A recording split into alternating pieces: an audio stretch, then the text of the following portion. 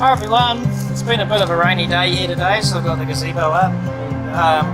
But I wanted to do just another video on the Ryobi bench. I'm working on a project here, so I thought I'd probably just show you how good the bench is when I'm actually using it. So in this particular case, I've got it sort of set up so it's reasonably high here.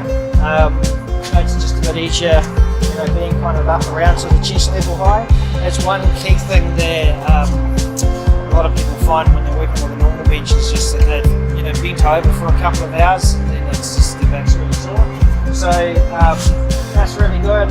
It's all locked in nice and steady. I can chisel away at that, and I know that this is going to fall over or break or any of those sort of things.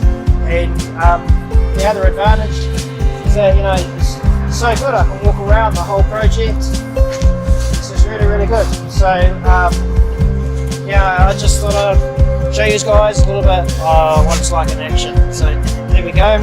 Hope you're enjoying the videos, and I'll see you soon. Bye.